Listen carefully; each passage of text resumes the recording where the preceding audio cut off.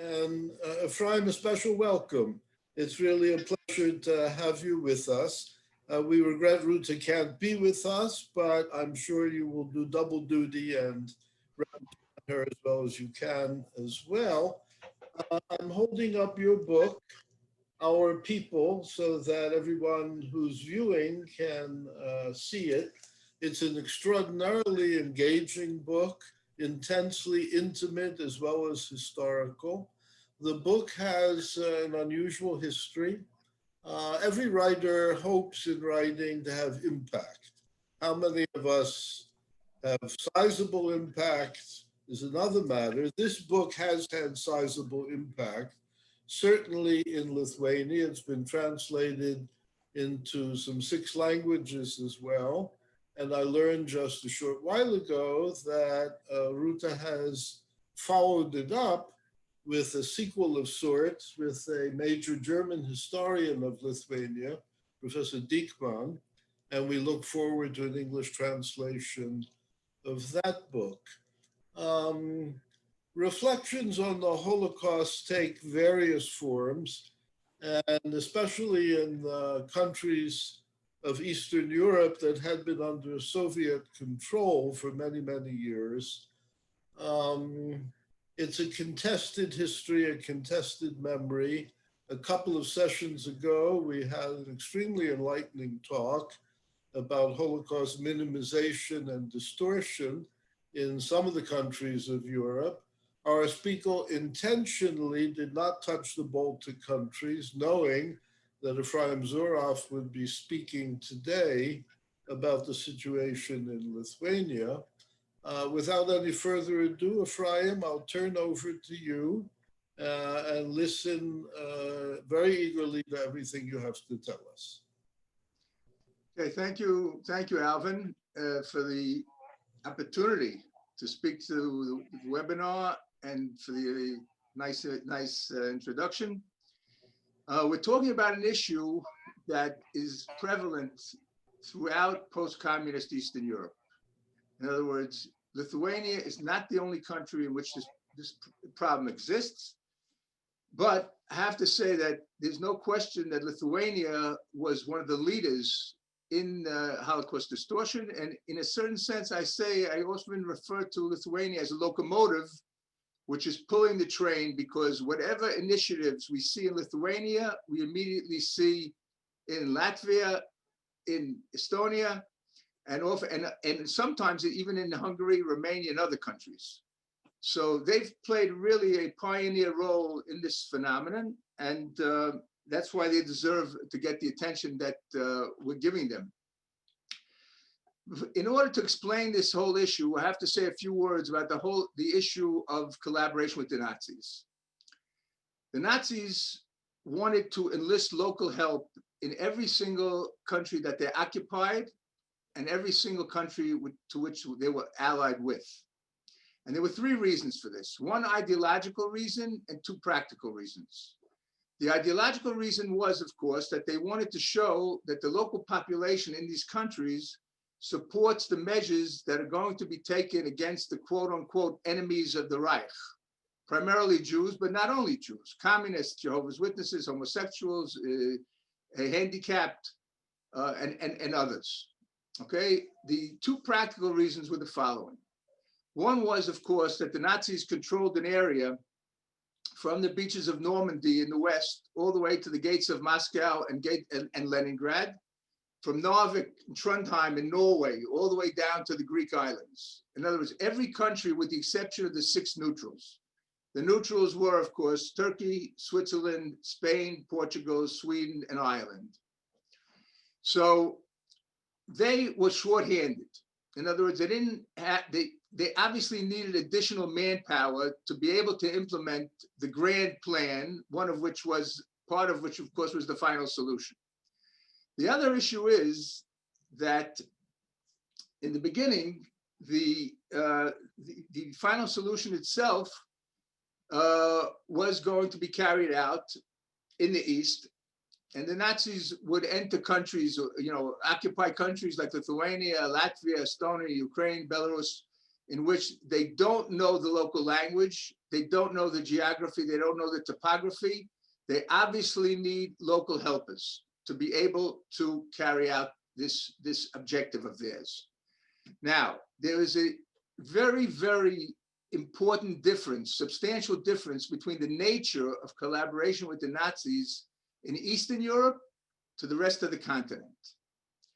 Only in Eastern Europe did collaboration with the Nazis include participation in systematic mass murder. In other words, if you look at the countries in the West, Belgium, Holland, France, Italy, Norway, in the West, and there was North and South Europe, Greece, etc., the local collaborators helped the Nazis implement the initial steps of what we call the final solution. Jews were defined, Jewish property was taken away, all sorts of discriminatory legislation was passed to make it almost impossible for Jews to earn their livelihood. And in some places, they were actually physically concentrated and then were brought, they were arrested or forced to come either to the train station or to the harbor. And from there, they would be sent somewhere else to be murdered by someone else. In other words, the Nazis never asked their collaborators outside of Eastern Europe to carry out the mass murder. That mass murder took place in Eastern Europe, and it was done by shooting initially and later by the death camps, by the Nazis and their local Eastern European allies. Now, these countries where this type of collaboration took place did not become liberal Western democracies after World War II. They basically exchanged a Nazi occupation for either incorporation into the Soviet Union in cases like the Baltic countries, Lithuania, Latvia, and Estonia, Belarus and Ukraine, or communist domination in the rest of Eastern Europe. And the problem was, in that respect, that the Soviets did their own manipulation of the history of World War II. And I think many of you know that they didn't call it World War II over there in the Soviet Union. They called it the Great Patriotic War. And there was a distortion of different sorts. So for example, in the Soviet Union, there never was any acknowledgement, for example, of the unique fate of the Jews during World War II and the unique fate under the Third Reich. They also wanted to deny the nationalist element of the local collaboration because according to the myths of the Brotherhood of Soviet Peoples, how could Ukrainian Jews be murdered by the Ukrainian communist brothers? And of course, the fact was that the Soviets did take the issue of collaboration with the Nazis seriously. And the feeling in many of these countries was that the issue of justice had been taken care of in the Soviet Union or under communist regimes, and there was nothing left to do. Now, when these countries made the transition to democracies, the issue of the Holocaust became quite important almost from the very beginning. And the reason was very simple. How could little countries, for example, like Lithuania, Latvia, or Estonia, defend themselves against the Russian Federation? Obviously, they stood no chance of being able to defend themselves. So how could they ensure that the Russians would not take them back? Obviously, one of the main goals of their foreign policy, therefore, was to immediately or as quickly as possible obtain membership in the European Union and in NATO. Only in that manner could they reassure themselves that their future would be democratic and that the ills and the problems of the Soviet Union would not return. Now, what that meant basically was they understood from the beginning that they were going to have to face the issue of the Holocaust because in their minds, their relationship with Israel and the Jewish people, primarily American Jewry, would play an important role in whether or not they would be able to achieve their goal of obtaining EU and NATO membership. So what were the issues that faced these countries when they made the transition to democracy? First issue was the acknowledgement of guilt and an apology, apologizing for the participation of their locals, of their nationals in the crimes of the Shoah. Then there was the issue of commemoration of the victims, prosecution of the unpunished perpetrators, rewriting of history, documentation. In other words, because all the history books under communism were communist propaganda and included the serious distortions of the events. Education, had to rewrite the textbooks for the same reason. And there was the issue of restitution. Now, the way that these countries dealt with these issues was dependent on what narrative they adopted to tell about the history of the Holocaust itself. And here I want to turn to the history of the Shoah in Lithuania and give you some basic facts, because this has very important influence in terms of what narrative they chose and how that narrative affected their ability to present the truth or induce them or encourage them to distort the history very seriously.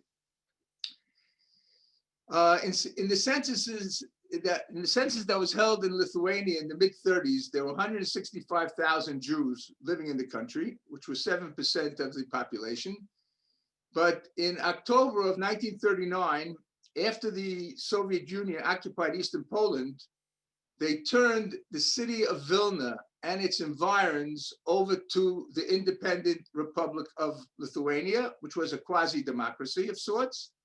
And that added approximately 80,000 Jews to the Jewish population. In other words, there were close to 250,000 Jews living in Lithuania when the Nazis, or shortly before the Nazis invaded the Baltics in June 22nd, 1941. And actually, the number of those who lived under the Nazi occupation was 220,000.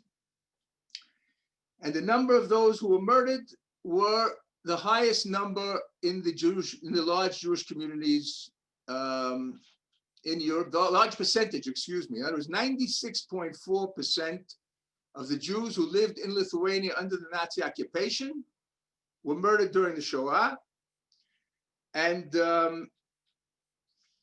this is, as I said, obviously a very, very high number.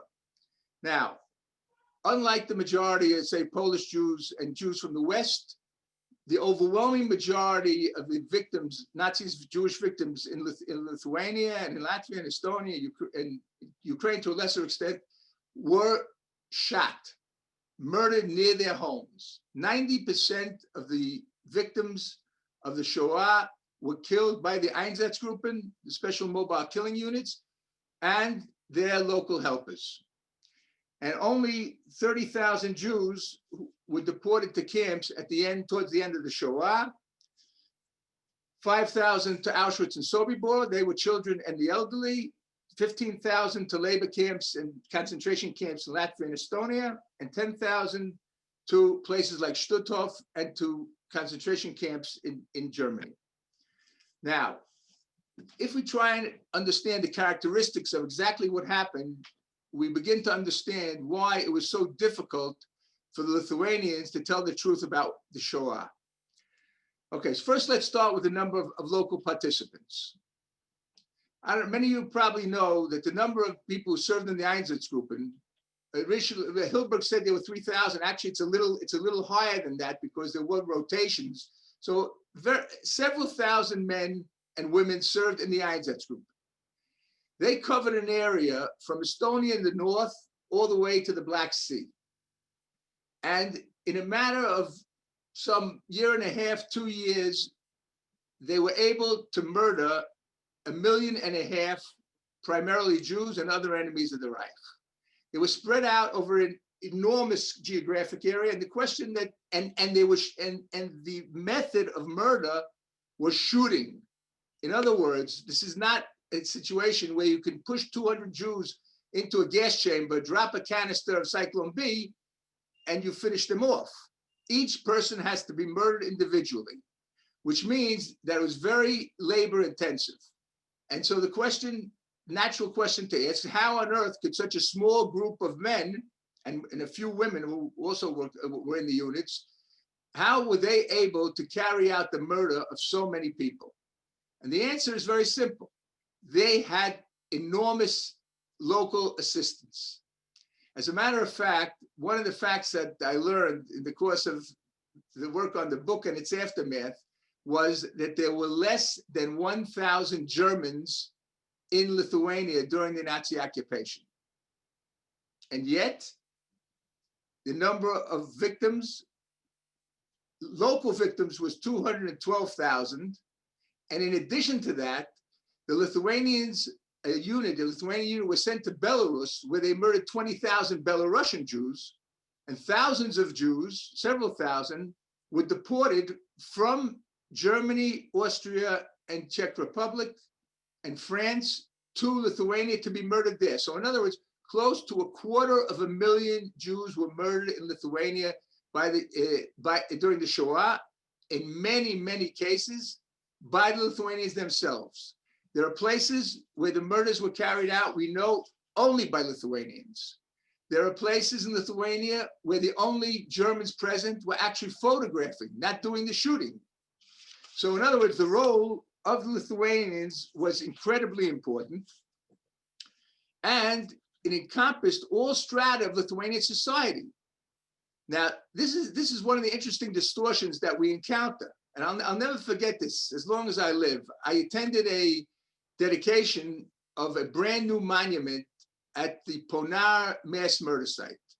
This is the site where 70,000 Jews were murdered during the Shoah. The overwhelming majority victims from the city of Vilnius itself, but also from other places. And at the dedication, in other words, until the transition was made to democracy, there was a monument there. And what did the inscription say? To the victims of fascism. Now, it's a wonderful caption, which hides the identity of the victims and hides the identity of the killers. And by the way, if you had visited the Rumbula site, which is the site of the mass murder of the Jews of Latvia, November 30th, December 8th, 25 to 30,000 Jews, similar caption. If you went to Babi Yar, where 33,771 people were murdered on September 29th, 30th, 1941, you would see the exact same caption.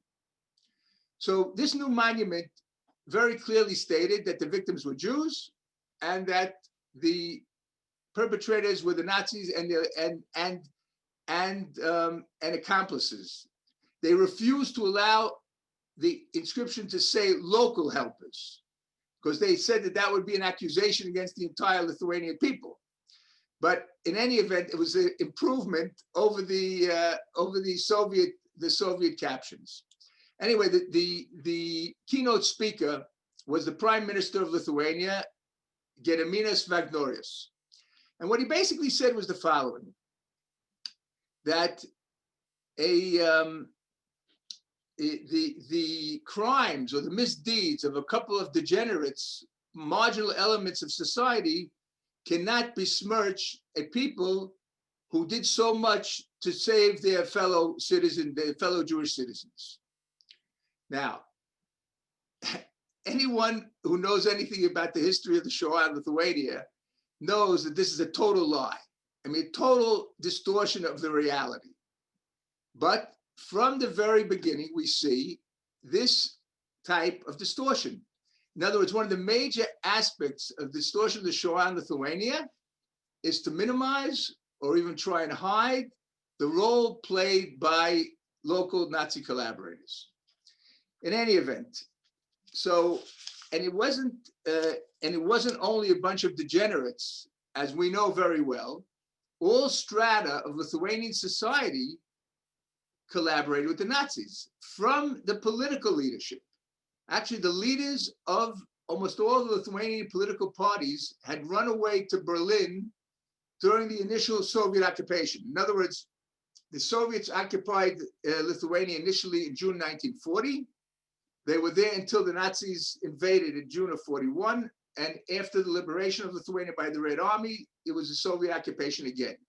So during the first occupation, the leaders of the Lithuanian political parties ran away to Berlin, expressed their support for Adolf Hitler, and sent messages into Lithuania itself, calling for radical action against the Jews who had betrayed Lithuania, who had exploited Lithuania, and the famous Edict of Gediminas, which granted Jews permission to live in Lithuania, would be null and void. So it wasn't only the dregs of society, it was the leadership. It was also the local administration. In other words, since the Germans only had 1,000 people in Lithuania, and they had to keep in mind, every single Jew who was murdered had to be murdered individually. So who's going to do the work? Who's going to guard the Jews? Who's going to take them from place to place? Who's going to do the shooting? Invariably, large numbers of Lithuania, at least 20,000, probably more. And if we count the people who were involved in the theft of Jewish property, the numbers go up by many, many thousands. In other words, this was a crime, you could say, that was committed by many elements of Lithuanian society. And as I said, in many cases, either all the killers were Lithuanians, or the majority of the killers were Lithuanians. And as a matter of fact, as a result of the incitement from Berlin, Jews were physically attacked in Lithuania in more than 40 places. And this is one of the messages emanating from the political leadership sitting under Hitler's aegis in Berlin. So we see a phenomenon which encompassed all 220 Lithuanian Jewish communities. There's not a single community in which Lithuanians did not take part in the murders. And if we add the foreign Jews murdered, Jews from Germany, Austria, France, were brought to Kovna, murdered in the 9th Fort. The 20,000 Belarusian Jews murdered in 15 different locations by the 2nd Lithuanian Auxiliary Police Battalion unit. You see that the numbers are absolutely enormous, almost 250,000 people with widespread, very significant participation of Lithuanians. So as a result, this is not an easy story to tell. This is a very, very difficult story. And what the Lithuanians did from the very beginning is to hide it. So on the one hand, you have observances to mark the Shoah, to commemorate the Shoah. You even have a special day in Lithuania, which is Holocaust Memorial Day. But if you take a look at the date and you understand why this date was chosen, you see this is also part of distortion. In other words, the day chosen for the commemoration of the Holocaust in Lithuania is September 23rd. And on September 23rd, 1943, the Vilna ghetto was evacuated by the Germans, and Lithuanians hardly had anything to do with it. If they wanted to be able to focus on Lithuanian collaboration in the mass murder of the Jews, the day that they should have chosen was October 28th, when close to 10,000 Jews were murdered almost exclusively by Lithuanians in the 9th Fort in Kovna. But of course, that's not what they want to do. They want to deflect the guilt, and this is just one little element of it. Nowhere will you hear about the cruelty of the Lithuanians when carrying out the murders, the tortures of rabbis, community leaders, and things of this sort. Now, another major element here is what we call the double genocide theory. In other words, they're promoting the canard of equivalency between communism and Nazism. And they're insisting that communism is genocide. As a matter of fact, the Seimas, the Lithuanian parliament, actually changed the definition of genocide to fit what the communists did in Lithuania. Now, this has all sorts of important implications, one of which is the following. First of all, if the Lithuanians were victims of genocide, obviously they deserve some sympathy. But even more serious is the fact that if communism is genocide, which it clearly is not, the communists committed horrible crimes, violations of human rights, but they never tried to annihilate a specific people, certainly not the Lithuanians, nor did they ever use industrialized mass murder to carry out their crimes. But if communism is genocide, then Jews committed genocide. And consequently, if everyone is, how can the Jews complain about the Lithuanians who committed genocide? If everyone is guilty, no one is guilty. Okay? Now, we see this also in a document called the Prague Declaration, which is the manifesto of the double genocide movement. Basically calls for a rewriting of all the history books, establishing of a museum to tell the history of Europe during the 20th century, emphasizing the parity or the equivalency between communist and Nazi crimes. And of course, they want Europe to support the research institutes in these countries which deal with the crimes of totalitarianism. Now, here, in Lithuania, you have a classic case.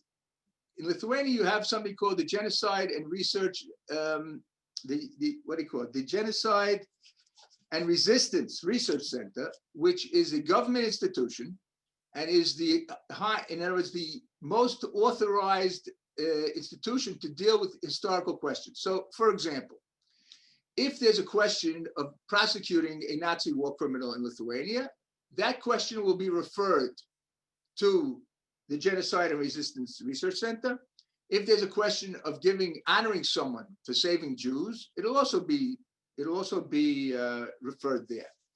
And this is an institution that, first of all, has devoted almost all its time to documenting communist crimes and almost none relating to the Holocaust.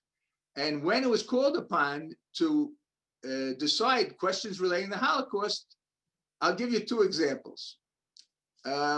In the 90s, Yosef Melamed, who was the chairman of the Association of Lithuanian Jews in Israel, published a list of 23,000 Lithuanians who had played a role in the mass murder of the Jews during the Shoah. And this list was initially put on the website of the association. Later on, it was removed because of pressure by the Lithuanians on the Israeli Foreign Ministry. And in any event, the Genocide and Resistance Research Center was commissioned to come up with a list of Lithuanian perpetrators. And they made a list. The list had, remember, the original list by Melamed had 23,000. The Lithuanian list had 2,055 and was accompanied by a proviso that, in effect, the Lithuanians really had nothing to do with this. In other words, they were under German officers, which is a bit of a lie, more than a bit of a lie. And therefore, there's really, they have no responsibility. And what's interesting is that instead of the government examining if any of these people are alive, of the ones who the Genocide and Resistance Center admitted were involved in the mass murder, they never bothered checking. They basically sort of made the list disappear. And I can also tell you from my experience, of course, that when it came to prosecuting Nazi war criminals, they did everything possible in their power to make sure that none of these people would ever be punished. So it's actually quite fascinating. United States had great success in prosecuting Lithuanian Nazi collaborators who emigrated to America posing as innocent refugees. Now, in America, you can't prosecute these people for the crimes themselves because the crimes were committed outside the United States and the victims were not Americans. So what the American government did was they decided to prosecute these people for lying on their immigration forms. In other words, when they emigrated, when they applied for immigration, they were asked, did you ever fight against the Allies? Were you ever a member of a movement that persecuted people because of their religious beliefs or their national origin or whatever? And they told lies. They told lies when they were able to get entry into America. And later, almost all of them became citizens. And again, they were asked the same questions and they told the same lies. So what the Americans could do was to strip them of their citizenship, of the US citizenship, and deport them. And almost all the people who were prosecuted in that manner, all the Lithuanians who were prosecuted in that manner, chose to return to Lithuania, which welcomed them with open arms. So, in other words, you had a case of someone named Aleksandras Leleikis. He was in charge of the Lithuanian security in the Vilna district. He had a staff of 100 people under his command. They were the people who guarded the Vilna ghetto. They were the people who prevented anyone from escaping or any Lithuanians who wanted to help Jews. And there was some righteous, there are righteous among the nations, and we really, admire their courage and honor them, prevented them from providing more assistance. And these were the men who took the Jews, transported the Jews from the ghetto to be murdered in Ponar. So you would assume that Leleikis arrives in Vilna, deported from the United States. He would immediately be arrested. No way. He was allowed to go on his own, and only much later was he actually brought to trial. Now, by the time he was brought to trial, he was also he was not that healthy, nor was his deputy, Kazis Gimžauskas. But what the Lithuanians did under pressure from the United States, Israel, and Jewish organizations, they passed three special laws in the Seimas, in the Lithuanian parliament, to, in other words, you can investigate a genocide suspect, even if he's not medically fit. You can charge a genocide suspect, even if not medically fit. And you can have a trial conducted on a video hookup, even from a hospital, if they're not medically fit. In any event, there were 3 trials. None of the defendants were obligated to show up at the trials. None of the defendants sat 1 day in prison even. And a 3rd defendant, after Leleikis and Gimžauskas, who also worked for the Vilnius Saugumas, for the Lithuanian security police, was actually sentenced to 5 years in prison, with the sentence not being implemented because his wife was sick, not him. He was fine. He could have gone to prison, but his wife was sick. So how can you send him to prison, right? In any event, if no one is guilty, obviously there are no crimes. So this was absolutely typical. Now, the book itself was written, in a sense, as an antidote to these lies. And I had been coming to Lithuania for many years. And initially, of course, my focus was on trying to get the Lithuanians to put people on trial. But as time went by, it became clear, first of all, we were running out of suspects. And it was clear that unlike, let's say, the trial of Dinko Šakić, the commandant of Jasenovac in Croatia, which had a very strong impact on that society, the Lithuanians were determined to turn this whole thing into a joke. So in other words, the issue changed or moved from the courtroom to the court of public opinion, to the classrooms and debates of this sort. But it was clear to me that I was having very serious difficulty convincing the Lithuanians of the truth. And if you look at it objectively, you could say, why should they believe someone who comes from Israel, who's not a Lithuanian? I have a PhD in the history of the Shoah, but that didn't seem to impress them that much. But in any event, in 2015, I met Rūta for the first time, and she not long before that had discovered that her family were involved in the persecution and murder of the Jews. We're talking about her grandfather and her aunt's husband. Her grandfather made a list of communist activists who were Jews who were executed. Her aunt's husband was the police chief of the city of Panovich, in Yiddish, Panovez in Lithuanian, a city which had close to 7,000 Jews. And he remained in his office until the end of August 29th, during which time the majority of those Jews were murdered. So she wanted to atone for their crimes. And I have to say, this is incredibly unusual. And not only did she admit it, now that she wanted to do something about it. And I had been coming to Lithuania, as I said many times. No one had ever intimated to me or hinted to me or told me that their relatives or the friends of their family or anyone they knew was involved in the mass murder of Jews. Now, what's interesting here is that Rūta wasn't just any Lithuanian writer. She was probably, if not the most popular Lithuanian writer, certainly one of them. And her book that she had written before she met me was a book of advice to women at 50, and it sold 50,000 copies in a country of less than 2.5 million people.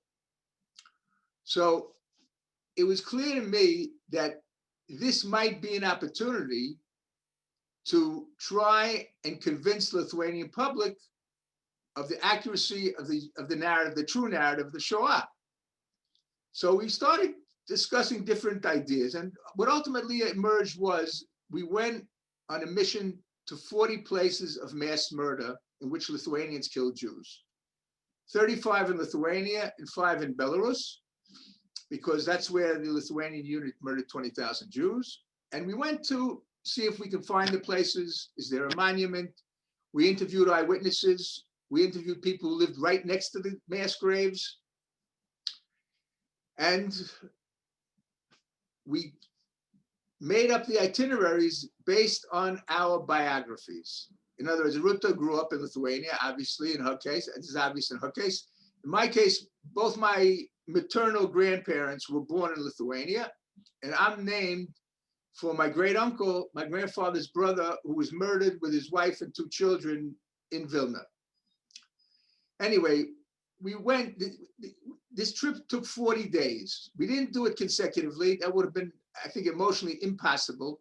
As it was a very, very trying emotional experience, something that affected me, I have to say, have to share with you, far more than anything I've ever done. And I've been to the death camps several times. I've been to other sites of mass murder, but for a variety of reasons, this was very, very emotionally trying. And invariably, we asked, who did the murders? Again and again and again, the answer was Lithuanians. So I just want to briefly tell you 2 stories from the book to give you an idea of what we found and what we were up against. In a small town near where my grandfather was born, a town called Švenčionėliai, I saw a woman, elderly woman coming out of a convenience store, said to Rūta, listen, she looks like she's the right age. Why don't you go ask if she remembers anything? Okay, sure enough, she remembered. She was a young girl of about 8 in 1941 when the murders took place. And she told the following story. She was from a family of 2 girls. She had an older sister, and she was friendly with a Jewish girl who also was from a family of 2 girls, and the younger girl was her age. And when the decrees against the Jews began and the measures that were taken against the Jews began, in her house, there was a very intense discussion about the possibility that her family would save her friend, a family called the Bensky family, the younger daughter of the Bensky family. So I asked through Rūta, I said to her, well, you must have been afraid of the Germans. She said, no, we were afraid of our neighbors. And she started crying. It was heartbreaking. I'm telling you, it was as if she had waited 70 years to tell someone who was sympathetic to what she went through, to tell them this story. It was like an enormous rock, boulder sort of rolled off her heart. And we were also close to tears, to be honest. That's one story. Another story is of a different type. We went to the municipal museums in every town in which there was one. And in the town of Panaves, where Rūta's uncle was the chief of police in the critical period, we went in there, and I spoke to the person who was in charge of the PR and the media relations. And I asked him, is there anything here about the Jewish community of Panaves? There were almost 7,000 Jews living there before the Holocaust.